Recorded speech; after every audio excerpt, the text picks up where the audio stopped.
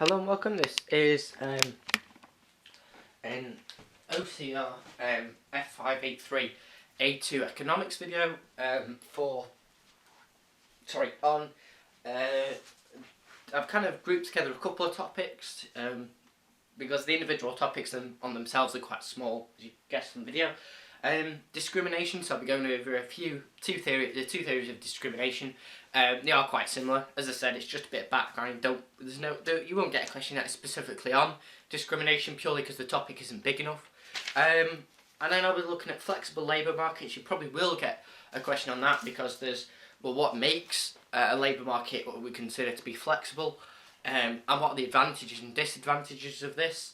I'll also be going out over government intervention in labour markets, so why and how governments intervene, and that's, as I said, it's just basically trying to encourage more workers to join, and so basically making working more attractive, and not working less attractive and easier to employ people. So anyway, we'll go into that in a minute, well, in a few minutes actually. And one that's been quite key recently, the national minimum wage. I'm not going to be related to anything, I'll just be giving you the background, and I might do a separate video purely on the national minimum wage, which I go over the disadvantages and advantages and related to some of the key points that are recent, but I'll probably do that at some point before the exam so I can give you the latest up-to-date figures for the exam. But as I said, I might not do that. So anyway, so there's a little bit of and then our other video that we're going to go on to, well, I've actually got another 3 videos, not including this one, which go over income, inequality, wealth, something called the Gini and Lorenz curve, and then we'll relate it to poverty, and then migration. But as I said, in this video, we're just going to be going over the first few topics of discrimination, flexible labour markets, government intervention, and national minimum wage. Now, the first two that I'm going to go over, first point I'm going to go over is discrimination. Now, discrimination is not just having to go at someone in the street because of a certain way they look. We're talking about employment opportunities here. So, discrimination, there's 2 theories of discrimination. They're very similar. One's called Becker's theory. Now, there's other things of Becker in business, but remember, we're in economics. Hopefully. Becker's theory and the statistical theory, if I can spell it right. Okay, so what is the difference between the two? Well, not much, but if we look at them individually, hopefully we can kind of spot a difference. Sorry. Right, so Becker's theory just says, in essence, it goes, employers anticipate costs to be very high for employing someone of a certain background, of a certain group. So basically, all it is just employers assuming high costs, high employment costs.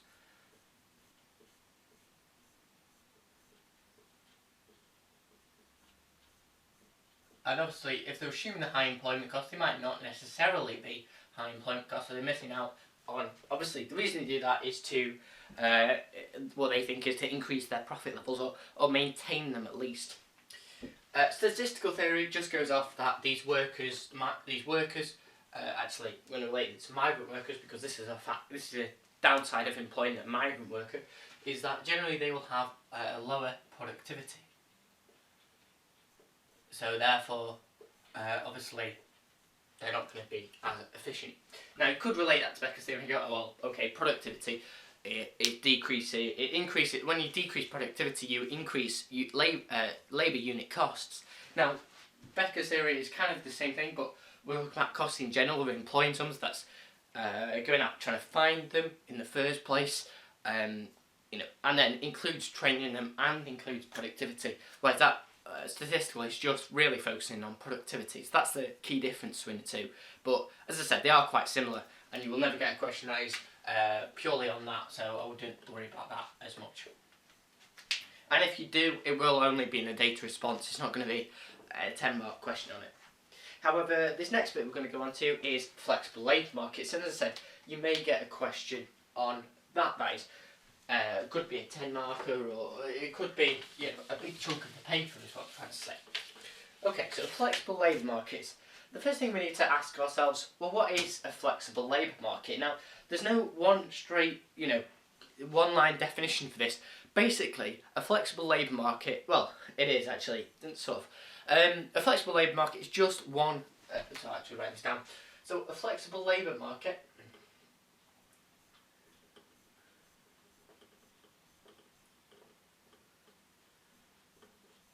is just one that responds to changes within the actual labour market itself very easily. So that's why we see it's quite self-explanatory, really. So just responds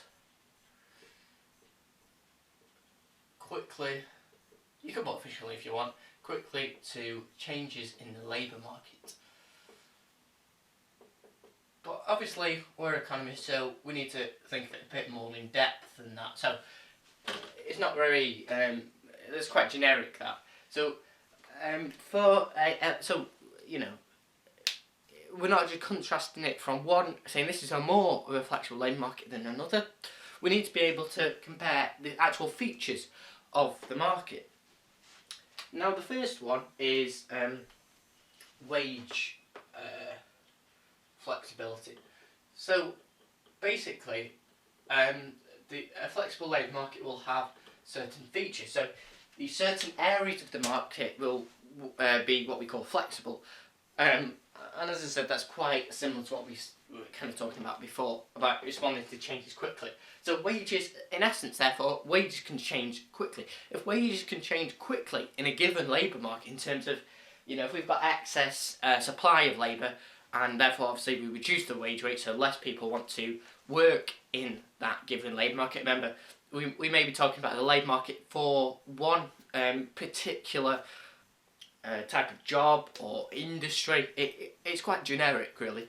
Okay, so essentially what we're saying here is a flexible labour market will exhibit certain features of flexibility. So certain parts of the actual labour market will be open to change, such as the wages. So that's what we say, a flexible labour market, one feature is wage flexibility. So basically what we're saying is wages can change in response to alterations, mainly in this alterations in demand and supply of labour. So this, obviously, we could relate this to something else we're going to do in a minute. So this could be relatable to an influx of migrant workers, which influences an increase in supply. Obviously, too many migrant workers come into the country, and say that the market is wage flexible, or has got wage flexibility as a feature. Therefore, obviously, we can sort of counteract these labour market imperfections, which is goes back to our idea of labour market failure, which is essentially what this is trying to, what a labour market is one that prevents labour market failure, is essentially, really. But, as I said, that means the same thing. So anyway, one feature we said was wage flexibility. So wages can change in response to alterations in the demand and supply of labour. I've just put DNS of labour because, well, I'm lazy.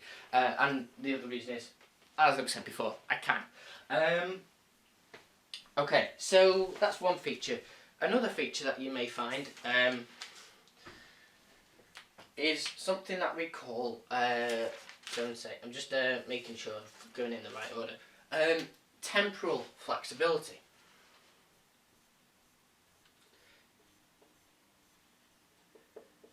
Now, as you probably guessed, it's something that doesn't last, hence being temporal. I probably could write that a bit high, actually. Sorry about that.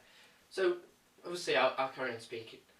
So, temporal flexibility is just described, obviously, something that isn't permanent. And essentially, what we're talking about is, obviously, we're talking about the labour force. Well, it's obvious. Not really. But essentially, what I'm trying to say is that a temporal flexibility just describes the fact that you can ask workers to work overtime, and in a given labour market they will be more than happy to do so. So basically what that's saying is you can ask workers to either change shift patterns,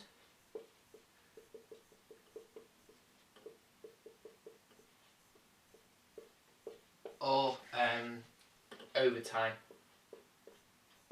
for workers. And the key thing with this is current workers, because obviously you can't ask someone to work overtime who isn't currently working in a firm. I just thought that was logical, but you know, some people probably call me up on that. Okay, so there are two features that have to be flexible. They have to be able to change, because as I said, if there's a sudden increase in demand for workers and they can't find it, the firm can't find it, it's got to be able to ask its current set of current set of employees or workforce to be able to put in that extra shift to give it that boost in output, which may only be seasonal, hence temporal flexibility. But try not to get into too much of the business side of things. Okay, another type of flexibility is probably the one bar wage flexibility that you'll think of first. Maybe not the name, obviously, if you've not learned it already. Is functional flexibility. Okay, so what is functional flexibility? Well, functional flexibility is, as I said, it's kind of the one that you would generally think of. It's the ability to switch between something.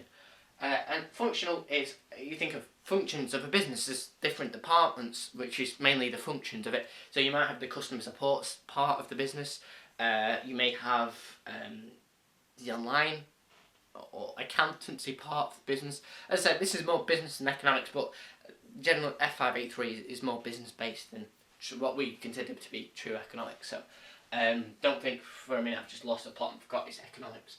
Anyway, functional flexibility, just essentially in one sentence or maybe two, kind of says the ability of a firm to firms' employees to switch between departments or different activities.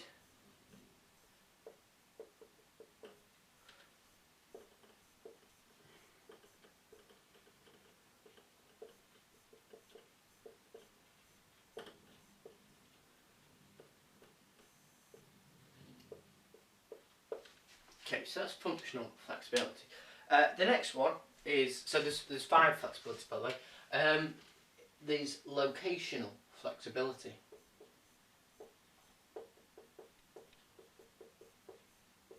Now this one, you may be able to think of this straight away. Locational flexibility is just the ability for a worker to overcome the distance, the physical distance between one workplace and their home, or basically it just, if they're needed somewhere else in another, say if the country's got if the firm's got multiple, the best way to think about it is branches. If the firm's got multiple branches, the employee can move from one branch to another branch somewhere else in a different part of the country. So you can kind of relate it to geographical mobility. So locational flexibility, in one sentence, is just geographical mobility.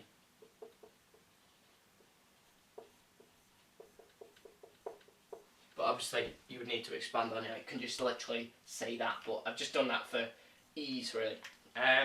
Okay, the last one is numerical flexibility.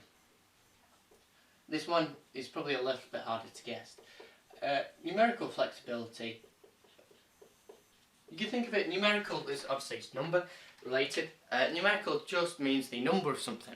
Now, obviously we're talking about the labour markets. The thing we're going to be talking about in terms of numbers is the labour force, or the number of workers.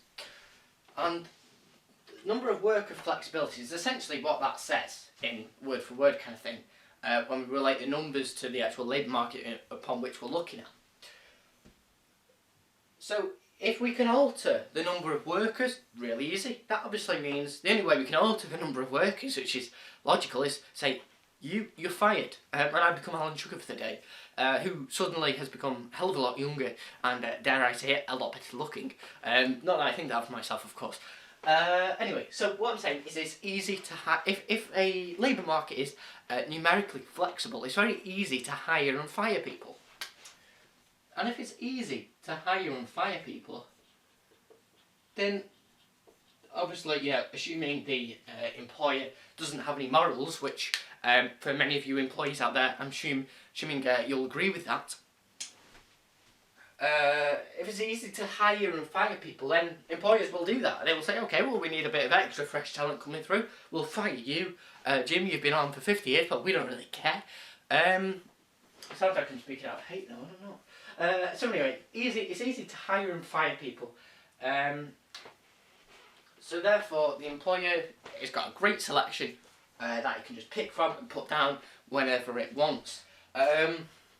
Obviously that allows new firms to come in. That obviously means that if there's a sudden shortage, then the firm can quickly pull a load of people into the business and continue like nothing happened. So obviously all of these flexibilities allow the labour market to be in equilibrium, but it's suddenly out of disequilibrium for a second, which is all of them relate to. They just relate to it in a different way. So as I said, these are the 5 flexibilities. So if a labour market exhibits these 5 flexibilities, then we can consider that labour market to be a flexible labour market. So I'll just go over it one more time for you. Okay, so wage flexibility, obviously we're talking about wage flexibility, just means the ability to change in response to something else. One thing to change in response to something, and a change of something else. God's sake, I tried to sound smooth there, but it didn't work. Basically, wage flexibility, therefore, is wages can respond to changes in demand, sudden change in demand of supply of labour, so to clear the labour market, or the other way around, so if there's a sudden increase in the wages, demand and supply can react to it, so that's wage flexibility. Temporal flexibility, as it's temporary, so it's something that isn't permanent, so you can't keep paying workers overtime, it'd just be more effective to bring someone else in. But as I said, if you've got something like seasonal demand, you may want temporal flexibility in your labour market, so you can easily pull workers in to deal with some demands, so it's kind of related to wages, but it kind of is actually. Functional flexibility, so if there's a sudden shortage of workers in one area, in one section of an economy, that's related to an economy for once, if there's some shortage in workers of one section of the economy, you can send your workers in your firm over to that department just for a couple of weeks, for example. So that's functional flexibility, which also can be considered to be temporal, which also considered to be wage. If you follow my thinking, if you don't ignore that, just assume it's always going to be functional for employees to switch between activities or different departments in a business. Locational flexibility, I said that is pretty much the same as geographical mobility, so if there is locational flexibility, so locational therefore locational flexibility just says the ability of one worker to switch between branches or the different parts of the business or the different countries that the business is located in. Numerical flexibility, well, I just said it's easy to hire or fire people. So if it's easy to do that, employees can bring in a sudden increase in employees without too much hassle, nothing being damaged in terms of no increase, sudden increase in costs. So if it's easy to hire and fire people, therefore we assume it to be cheap to hire and fire people. Obviously not the wages necessarily, but in terms of the recruitment and selection costs, they're going to be quite low. Probably should have mentioned that before, but hopefully you've stayed on to watch this bit of the video. Which is good, because we're going to go on to the flexible labour markets. Well, we are already on the flexible labour markets, but we're going to go on to the disadvantages and advantages of the flexible labour market. So hopefully you've got all that down. I'm just going to pop around and make sure, just going to make sure you can actually all see that stuff focuses alright in the camera. One sec, actually. It should be fine. I mean, I've talked through it, so I don't see why it wouldn't be fine. But actually, I'll just pop the video back on in a second. What if I'm gonna rub all that off and try and change the focus. Right, so hopefully you can see that better. So what I've done is I've obviously rubbed all of this off, as you probably can tell, and wrote the 5 flexibilities, just listed them. So you got your wage flexibility, your temporal, functional, locational, and numerical. And then I've left the definition of what a flexible labour market is. Now obviously, as you can tell by the plus and the minus, we're going to go on to the disadvantages and advantages now of having a flexible labour market. Now, the first thing that I want to stress before we, that we start doing this is generally wage flexibility are based on short-term contracts. That's why they can hire and fire workers so easily because the redundancy payout isn't so great. That it will be a potential barrier to stopping them leaving the labour market. Okay, so essentially that's what we're looking at here. Right. So what are the positives? Well, if a labour market is more flexible, therefore workers are likely to be more willing to supply their labour because they know they have a better understanding what opportunities are out there. They have employers are more willing to employ people. So these workers that may have been discouraged before from supplying their labour might now be thinking, well, the employers are more willing to hire people. I mean, they are more willing to fire them, of course, but they're more willing to hire people. So these discouraged workers might think, okay, well, now I'm willing to supply my labour. So if we remind ourselves, what I'm trying to hint at here is the natural rate of unemployment falling, non-accelerating rate, the non-accelerating rate of unemployment, unemployment. So where we had, I'll draw it for you because I'm not explaining it all. We had the supply of labour, the labour demand or demand of labour, and then we had the labour force. So therefore, given wage rate, say the equilibrium where labour supply equals labour demand or supply equals demand, with the wage rate W and supply Q, and when we drew this line across and we hit the labour force line, and we drew a line down from Q1 to Q1, and then we said the distance between Q and Q1 was the NERU, that natural non-accelerating rate of unemployment. Okay, so what we're saying is because more people who are in the labour force now want to supply their labour in this given labour market, therefore the natural the NERU rate decreases. I don't want to keep saying it because I keep getting it wrong, but you get the idea, okay? So hopefully that's kind of explained why that happens. So obviously that's your first advantage there. So the NERU decreases. Okay. The main one, I didn't really say this first because if I said this first, this would be probably the only one that you'd remember because it's quite simple. It's just that obviously the whole point of this is so that the labour market can respond is more responsive to changes, hence there is less likely to be labour market failure.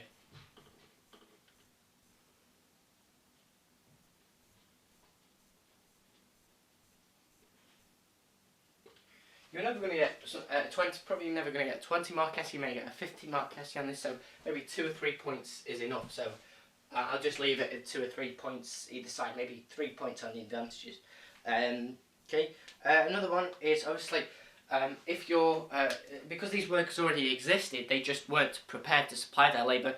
Therefore, we had factors of production in terms of labour that weren't being fully utilised, and now they are being utilised in terms of the workers are supplying their labour. So therefore, we move closer to the PPF.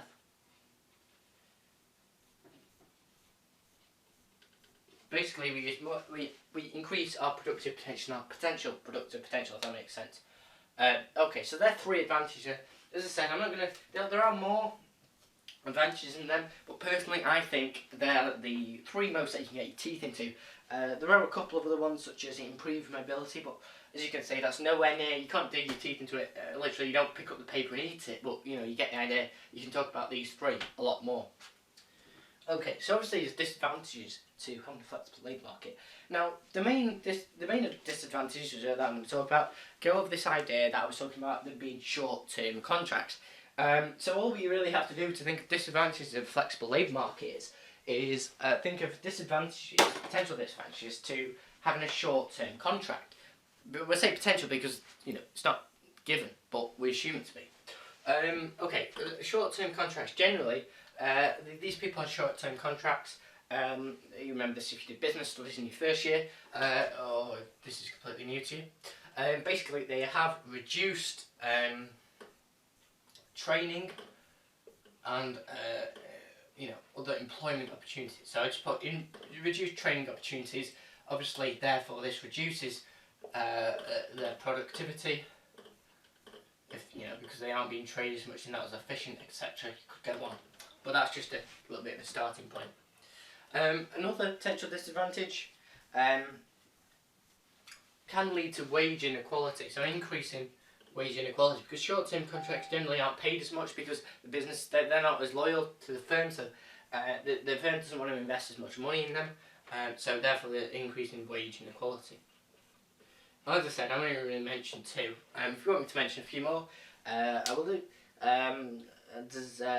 Short-term contracts can generate insecurity about able to get a mortgage. I'll put that on actually. So basically what I'm saying is if they apply for a mortgage, generally mortgage is quite big and takes quite a few years to pay off.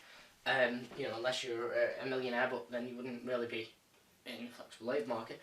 Well, you would actually. Anyway, I'll shut up. So basically, short-term contracts don't provide, because they're not going to be continued. There's no definition that this short-term contract is going to be continued. For example, don't provide long-term security, which makes sense really when you think about it, as opposed to not thinking about it. Okay, so there are the six main points, or three advantages, three disadvantages that I would talk about when you're discussing labour market flexibility. Now, as I said, you may get an essay question on flexible labour markets. I'll give you an example. But you might get a question that says, discuss for 10 marks or 15. Discuss whether flexible labour markets are beneficial to an economy, and basically this is pretty much a plan that you would do. If that came up as a 10 or 15 mark question, and obviously you would explain that you would include 3 or 2 points depending on if it was 10 or 15 marks, for example, which way you're trying to swing your argument. You would define flexible labour markets, which I said is just a labour market that responds quickly to changes within it, and exhibits these 5 features: wage, temporal, functional, locational, and numerical. Wage being response to changing wages. Temporal being, they can easily ask workers to do overtime. Functional, workers can switch departments or branches across the country to deal with shortages of staff in certain parts and excess in another. That's locational, but you're functional, and then you've got numerical, which hire and find people easily. And then you've got your advantage of it. Reduces NMW, which basically means more people are wanting to supply the labour, so the gap between the labour force and the people who want to supply the labour is small. The labour market is more responsive, therefore it's less likely to be a labour market failure. And then the third point kind of goes off from the first, so you might want to switch these two around in the order you mention them. So if they're decreasing the NMW, then more of the facts of production, more people are wanting to supply their labour, so therefore the facts of production are being used more rigorously, more to a better effect. So therefore, we're closer to the PPF. And if you were doing this as a 50 mark or 20 mark, you want to include them as 2 separate diagrams. But if it's just an 8 marker, you could just include the advantages and disadvantages. Disadvantages. So obviously, as I said, the main thing with they'd be able to have a flexible labour market. Obviously, it's easy to hire and fire people, so they have to pay out as much. As the main argument I would make to remind yourself of that is that they reduce training opportunities, so they're less productive because they haven't been trained as much, and no firm's going to keep training them if they're just going to leave really soon, take the skills with them. Wage inequality, because obviously people on short-term contracting and they aren't paid as much, and obviously it doesn't provide long-term security if it's a short-term contract. Okay, so hopefully that's explained it to you. That's really the end for this video, although it's not the end of F583. I'm going to do another 3 or so videos just to round off the last bits of F583 in terms of the labour side of the course. But the main thing was, we've not finished. I do apologise. You probably guessed from the but we've got another few minutes to go. So I do apologise, I'll shut up. Sorry, that's the end for flexible labour markets. So what we're going to go on to now, I'm not going to press pause or anything, even though I thought I was going to. Awkward, but I'll leave it in there so you can have a good old laugh at me for being a complete pleb. What we're going to go on to now, as I said, is government intervention in labour markets and why they do that, and then we're going to talk about the national minimum wage. Okay, so I'll just quickly rub this off. I don't fancy pausing the video in case, you think, oh my god, this guy's losing the will to live, why do I want to listen to him? Because I'm not. Anyway, okay, so what we're going to go on to now, as I said, is the why and how governments intervene in labour markets. So the main one that you would think of, it's correct, they're mainly trying to correct labour market failure. Now the best way of trying to correct labour market failure, we can either look at the demand side, as I kind of said this at the start of the video, the main way for governments to solve labour market failure is either by increasing increasing the number of workers that want to work, so basically, yeah, increasing the willingness of workers to work, which either can be done by making working seem more attractive, or not working seem less attractive, or both at the same time, and employers easier to hire people, because if it's easier to hire someone and it's more attractive to work and it's less attractive to not work, then the overall impact should be more people in work. Now, obviously there's three factors there. So the first one I'm going to focus on is, one of the first points comes across as the ability, so increasing the attractiveness of working. Now one of the main points that puts someone off either entering the labour market or thinking of supplying their labour, which is kind of the same thing, is the skills, that they do not possess the skills to be able to enter that labour market. Now, I'm not going to be necessarily talking about, the really high paid jobs in terms of, really qualified jobs such as doctors, your physicists. Obviously that's what I do. Anyway, so you get the idea that I'm just talking about generally introducing yourself into the labour market. Obviously you're going to need kind of basic skills, your maths and your English skills. So the government, how can it help enabling people to gain their skills? Well, they can spend, now we're not talking about, the 40-year-old guy who's thinking of getting a C in his English. We're talking about all ages, really, here. So don't let your perceptions lead you astray. The first thing that governments can do to sort of correct labour market failure by making working seem more attractive is by increasing the skills. And they increase that by increasing spending on education and training. So education obviously relates to many ages, and training may relate to businesses subsidising businesses' training events, for example, so making more business spend on training, etc. So, and subsidising training or spending on training. I'd say that because generally you wouldn't train someone who's in education unless you were a bit weird. It'd be a bit of a waste of money, really. Anyway, so how does that help to correct labour market failure? Well, so I don't want to write too much on here, but essentially what it does is increases the productivity of workers, and because we consider education to be a merit good, it exhibits positive externality. So when you train someone or educate someone, they're obviously improving their job opportunities, so they are able to apply themselves to better,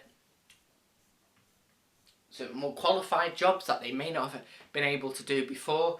So obviously that enables them to supply their labour more, and obviously it makes it more attractive to firms to employ them. So it increases the supply and increases the demand, because it obviously increases the demand for them type of workers. Okay, so obviously it increases job opportunities in terms of, therefore they are more willing to supply, so therefore that increases the supply of labour, so that decreases any shortages in supply that we may have, and obviously therefore employers, it makes workers seem more attractive as they're more productive, So therefore, the demand for labour or demand of labour increases.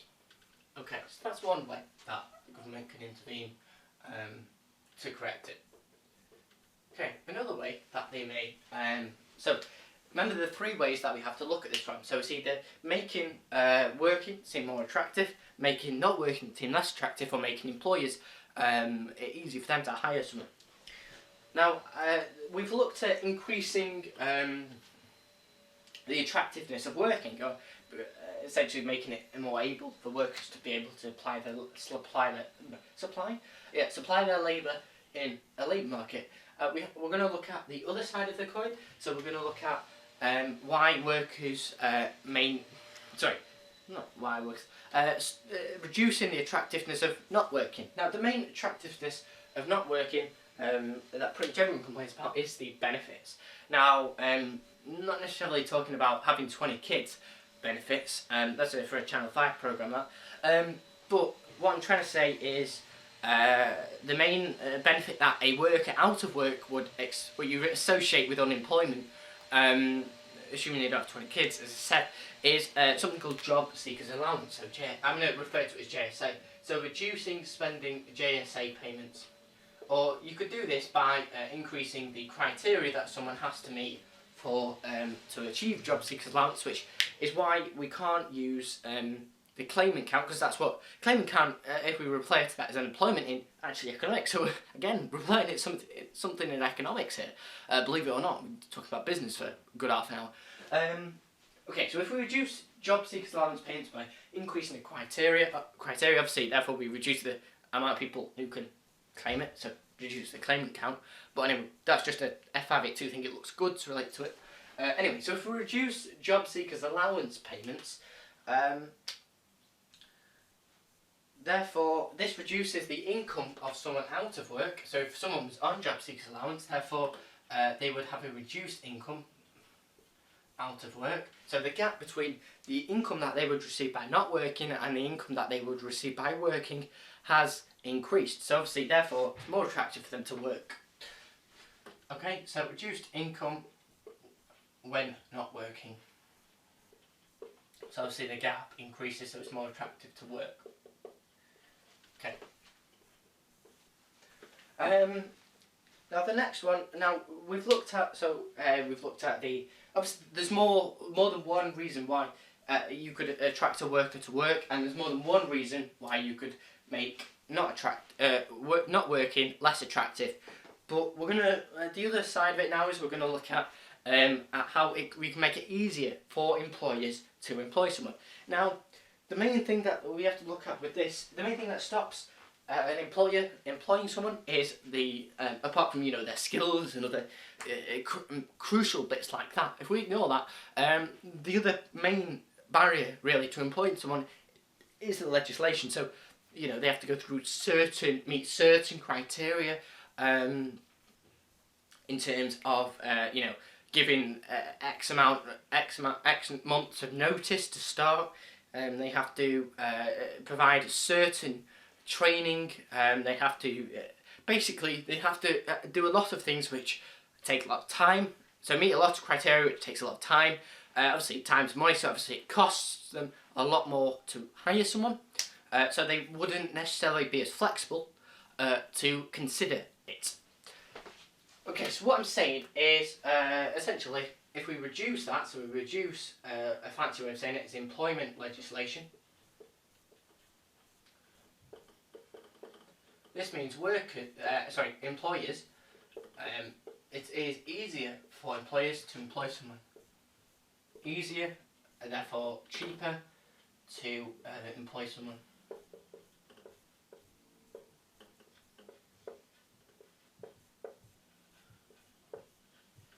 Okay. So therefore, obviously, that increases, the wages that can be paid. Right.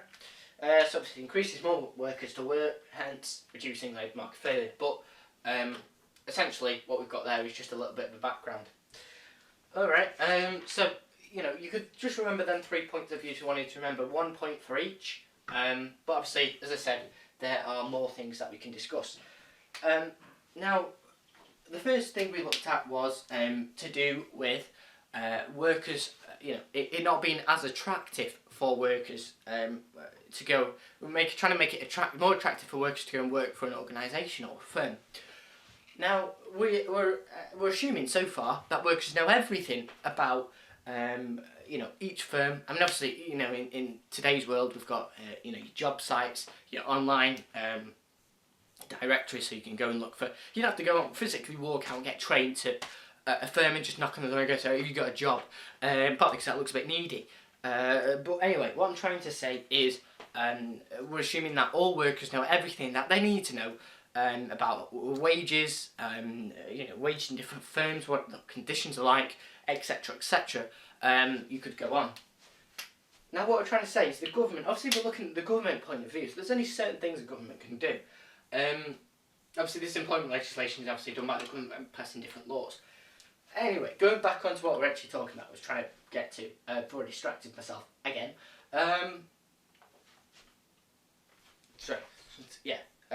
Okay. So we're saying that as assuming all workers know what they need to know, but maybe they don't. Maybe they don't know everything. I know it's weird. You might not know everything. Okay. So the way of doing this is by improving information provision. So maybe things such as television adverts about certain job sites, or putting adverts in newspaper. Well, maybe not the government doing that, but it's local directories kind of thing.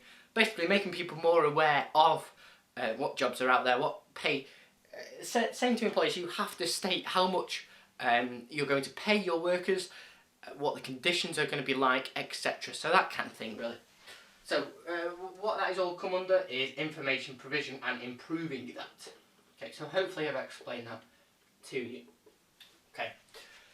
Another way that the government can do this is, so going back to the idea of making working more attractive. Now, I said about information provision, making it more attractive, employing in terms of giving the workers better skills to be able to apply, more competence to apply for them jobs, and to supply their labour in the labour market. But they may have the skills, they may have the knowledge, but obviously the other part of it is, well, what do we get paid at the end of the day?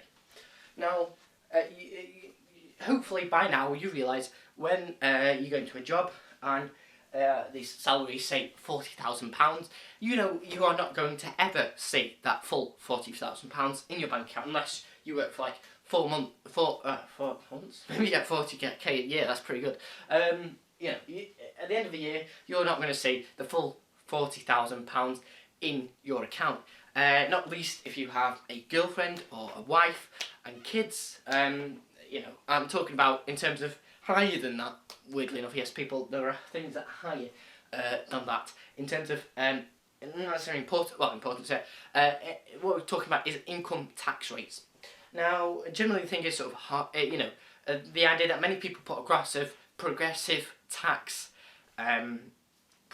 which is something we're going to go into in the next video when we were talking about, one of the next videos when we go to talk about poverty.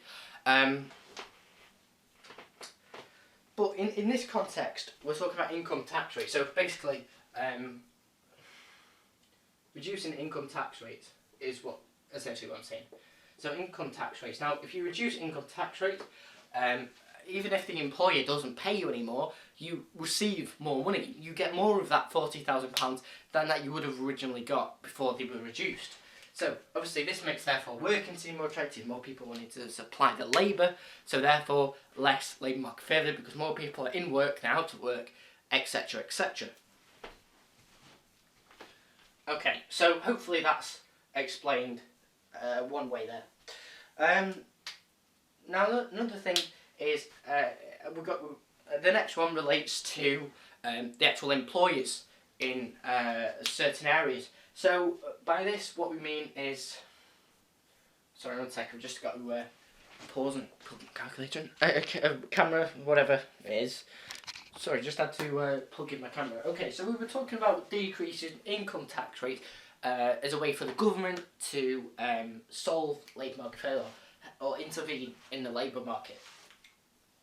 Okay, so now we've thought about that, we have to, the next one is more, as I said, aimed towards businesses or firms or the employers, making it easy for them to employ people. Now, we have to think, okay, well, to employ someone there's got to be a plentiful supply of labour. Now, in whether areas where ideally we want, low unemployment, obviously that generates a bit of a problem for employers, because there's no, if everyone's employed, it's going to be very hard to pick someone to employ.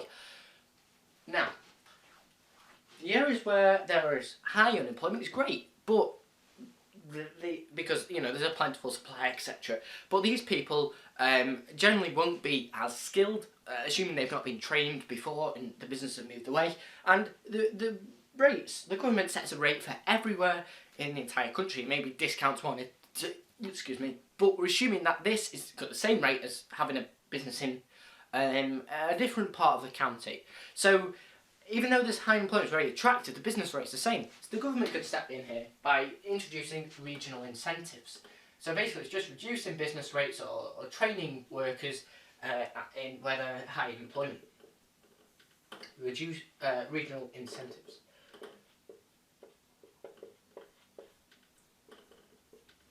Okay.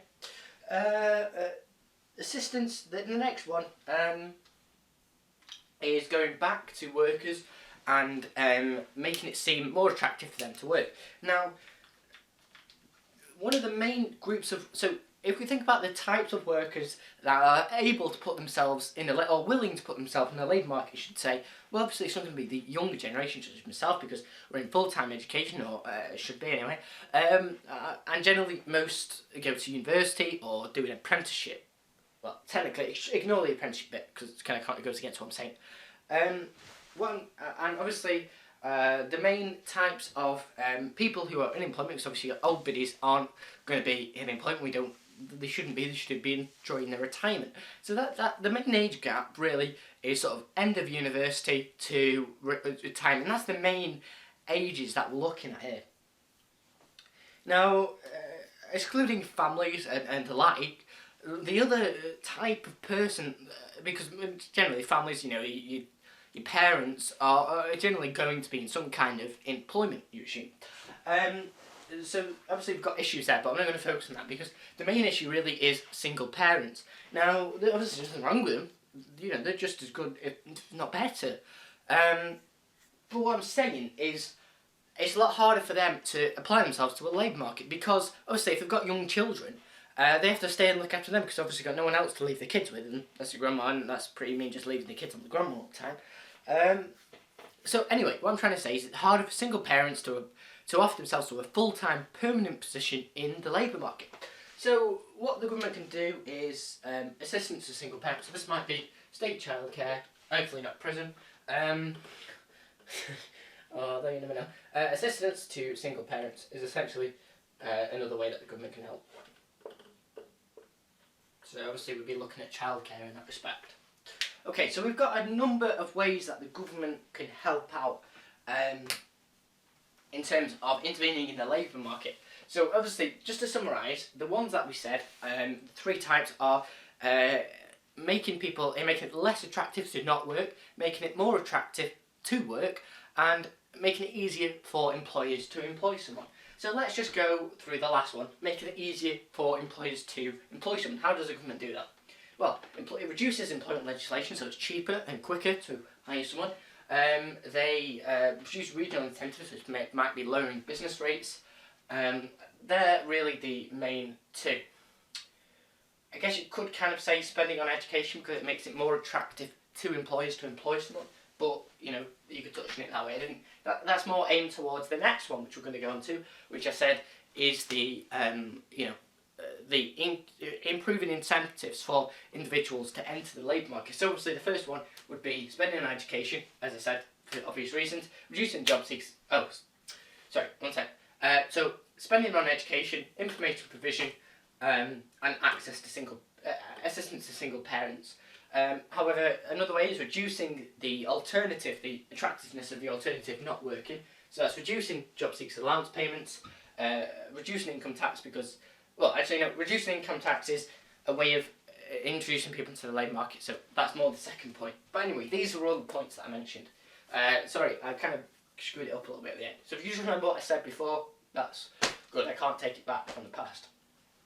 Alright, so the next thing we're going to go on to is the national minimum wage. So what I'm going to do is I'm going to do one of my famous pauses where all of this goes off the board for a brief second and it resumes with the national minimum wage, because I'm going to split the board up into two sections, and you know, as much as you like looking back in my head, I'm going to try to avoid it recently as much as possible.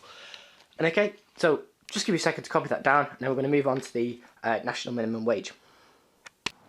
Welcome, this is the next little bit of this video. Well, as I said, it's not the next bit, it's the same little bit of it. Anyway, sure. What we're going to do now is we're going to look at the national minimum wage. And we are looking at the advantages and the disadvantages from the perspective of increasing it past the equilibrium of the current labour market. So what I mean by this is, say we've got it's the wage rate, WR, and the quantity, Q, and we've got the supply, demand, so this is demand, supply of labour. Why they intersect is the equilibrium wage rate. Now what I'm proposing is our national minimum wage rate is somewhere above that, okay? And obviously that would lead to an excess of labour, but the idea is I'm just trying to show you that we are increasing it above the equilibrium wage rate, and hopefully just that gave you a bit of an idea about what we meant. Okay, I'm going to start with the disadvantage of increasing it past its equilibrium wage rate, what I just said. Now, if we increase the wage rate that is paid to workers, you know that wage rate is considered to be a cost of some form. It's a labour cost, obviously, and obviously doesn't matter if it's respective of the wage being in the form of a salary or simply a wage where it's paid per hour. If we assume that the wages are increasing past the equilibrium, if they're increasing at all, then we see an increase in labour costs. Now, this generates two disadvantages, but I'm going to go through each of them individually.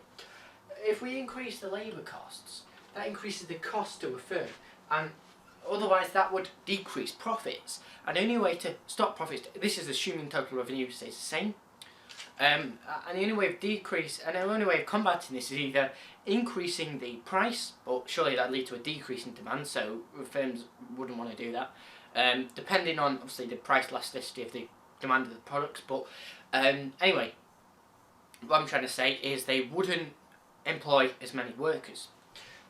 So obviously what they do, scale down production, so that would lead to an increase in unemployment or a decrease in employment. Okay, so that's one effect the increase in labour costs can have. And now we said the labour cost increase, that could also have another disadvantage. Now if the labour costs increase, and we assume that prices were passed on to the consumers, then not only would it have a catastrophic effect in terms of reducing the demand for the business, but as I said, that depends on the price listed demand. We're not interested in that. Well, I'm not considering that in this particular disadvantage. You could mention that if you wanted to. Now if we pass the price on to the consumers, let's assume by chance that the national minimum wage in other countries has stayed around about the same, or has not increased by the same amount. In retrospect, what I'm saying is the national minimum wage has increased in Britain, and it's not really increased anywhere else. So therefore, if we increase the labour costs and we pass them costs on to the consumer, then we're increasing the price of our exports. So therefore, we're becoming less internationally competitive. I'll put IC because I'm lazy. Okay. And also, it's very good to say, okay, well, we'll increase the national minimum wage. That should reduce poverty because people are being brought out of that lower wage bracket and into the higher wage bracket. We'll go into the tax in a minute. So therefore, they're being lifted out of poverty. However, I mean, it's obvious to think of it, which one you might just gloss over because it's too obvious. But the other one is it actually increases something called relative poverty. Now, relative poverty, I've just mentioned it, well, I've mentioned it before, is essentially the poverty, the two types of poverty. Obviously, you've got your absolute poverty, which is, you're not being able to pay for basic necessities such as food and water, clothing and shelter, that kind of thing. Whereas this relative poverty, well, as the word suggests, it's relative to other people. Generally in the same kind of area, are you as rich or as poor as the other people in that area? If so, you basically, what I'm saying is you could. I've said that before. Shut up. So what I'm saying is because the people who are employed or receiving a higher wage, well, not necessarily, but as I explained in a minute, assuming they are increasing their wages, the other people in that little area, they won't be employed. So it's actually harder for them. So you could say relative poverty, and it's harder to get into work, to get employed. Because it costs more to employ someone because of the national minimum wage being increased. The firms won't be taking on as many workers because it'd be more costly for them to take on a certain amount of workers. Okay, so it increases relative poverty in two senses. In one sense, the people that are employed receive a higher wage, and also it's harder for the people who might have been employed to get employed, or who weren't even thinking about it at all. Okay. Right, so obviously there's got to be some advantage to this, otherwise why would the government even consider such a thing if it's truly as bad as we first fear? Okay, so the first advantage that you've got in the national minimum wage is that something that we call the efficiency wage argument. Now, back in F581, I know this is almost a completely different topic, otherwise the syllabus kind of relates to that. Sort of F583 is related to F581 and F585 is related to F582. But what I'm trying to say is we looked at something in F581, essentially where, well, I think it's F582 actually. Yeah, anyway, contradicts himself. Yeah, it was F582. When we were looking, I know this is sort of different, I do understand that. When we were looking at the gold price, the currency prices, the exchange rate, and we were saying if people expect something to happen, they will act in a way that makes it happen. So if they expect the price of the currency to increase, then they will buy all the currency now, or gold, whatever it might be, and that will cause the increase in price. Kind of the same thing with this national minimum wage, in a sense. Let me explain it. Now, that was just trying to get you in the mind of thinking, if people expect something to happen, they will act in a way. Not necessarily that will. Because we already know this is going to happen. There's nothing they can do that to cause it to happen. So what am I talking about? Well, if they expect it to increase, it may only increase by a certain amount. It might not affect them as much as they think it will. But because they're expecting it to affect them by quite a huge amount, they will act in a way just to sort of overcompensate for it. So if it does change by any further amount, then they're not going to be affected. They like to be a bit secure in that sense, firms. So what I'm saying, I'll just label it as the efficiency wage argument. So they essentially, because the national minimum wages increased, they expect to be increasing their payment to workers in terms of wages, which is logical, right? But they will act in a way that will keep their other costs that they could have kept down, that they might not necessarily have kept down before, such as maintenance costs, or they may increase their capacity, maybe making more efficient use of their resources. So in every sense it increases their efficiency. Even if their costs have increased because the national minimum wage has increased, their efficiency might have increased. They might decide to train their workers to get more out of the pay that they're getting for the workers.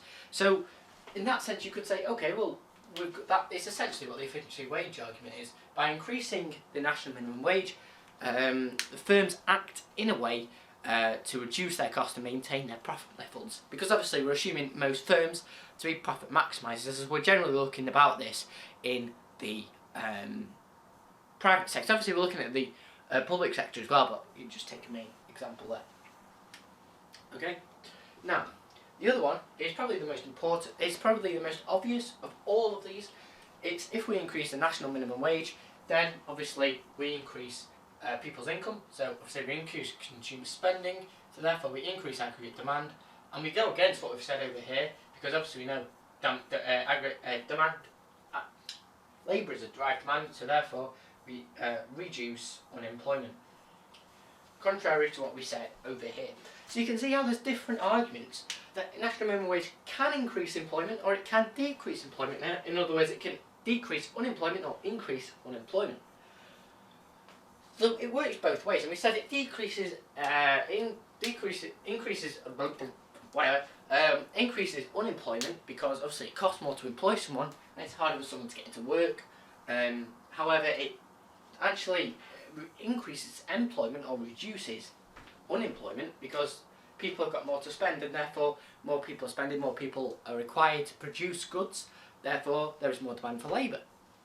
So it kind of balances out in that sense. However, all of these depend on, generally the national minimum wage. The reason why I said the poverty thing over there is because the national minimum wage, generally, when it increases, it affects the lower middle class because they're the generic type of people that would be paid the minimum wage. Obviously, because the people in poverty wouldn't have a job, people at the top would be paid over the national minimum wage. So it's the lower of the middle class that would be paid the national minimum wage. Okay, so really it depends to which extent that this unemployment decreases, and the effect of the labour cost increasing all depends on how responsive firms are to reducing their labour cost, their other costs, becoming more efficient, and the overall effect in spending, because the national minimum wage might increase people's incomes, but they're not necessarily going to spend it, because if you refer back to our circular flow of income from F582, people save it in a bank if the interest rate is higher than the rate of inflation. Okay, so as I said, that's essentially what happens. Alright, so thanks for watching. That is truly it for this video. I'm not going to add another little 10-minute video or whatever, though I might decide to do that in the future. I've just kind of a bit of a overview, really. So anyway, thanks for watching, and we'll see you in the next video.